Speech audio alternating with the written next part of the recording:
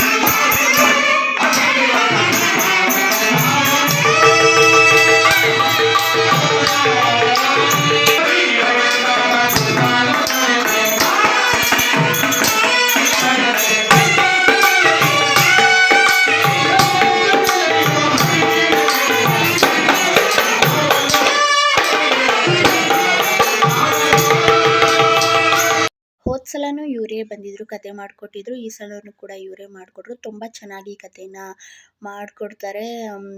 Step by step ಮಾಡಿಕೊಡ್ತಾರೆ ತುಂಬ ಚೆನ್ನಾಗಿ. ಕತೆಗೆ ಬಂದಿದ್ದ ಮುತ್ತೈದೆಯರೆಲ್ಲರಿಗೂ ಅರಿಶಿನ, ಕುಂಕುಮ, ಹೂ, ಬಳೆ, ಹಾಗೆ ಬಾಳೆಹಣ್ಣು, ಎಲೆ ಅಡಿಕೆ ಎಲ್ಲನೂ ಕೂಡ ಕೊಡ್ತಾಯಿದ್ರು. ಕಂಕಣ ಕೂಡ ಎಲ್ಲರಿಗೂ ಕಟ್ಕೊಂಡಿದ್ರು. ಜನ್ಮಾತ್ಮ ದೇವರು ಎಲ್ಲರಿಗೂ ಆರೋಗ್ಯ, ಆಯಸ್ಸು, ಅಭಿವೃದ್ಧಿ, ನಿಮ್ಮ ಆಸೆ ಆಕಾಂಕ್ಷೆಗಳನ್ನೆಲ್ಲ ಈಡೇರಿಸಲಿ ಅಂತ ನಾನು ಕೂಡ ಆ ಭಗವಂತನ ಹತ್ರ ಪ್ರಾರ್ಥನೆ ಕೂಡ ಮಾಡ್ಕೊಳ್ತೀನಿ.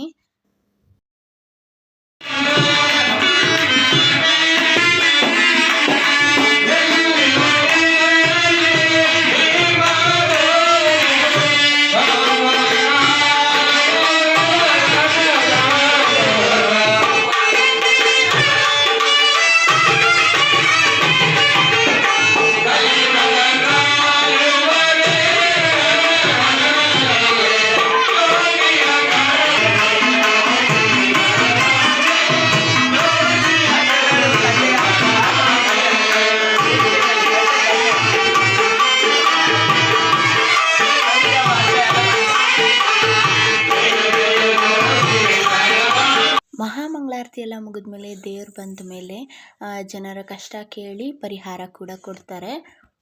ಅದಾದಮೇಲೆ ದೇವರಿಗೆ ಮಾಡಿದ ಪ್ರಸಾದ, ಪಂಚಾಮೃತ ಎಲ್ಲ ಜನರಿಗೆ ಯಾರ್ಯಾರೆಲ್ಲ ಬಂದಿರ್ತಾರಲ್ವ ಅವ್ರಿಗೆಲ್ಲ ವಿತರಣೆ ಕೂಡ ಮಾಡ್ತಾ ಇದ್ದಾರೆ.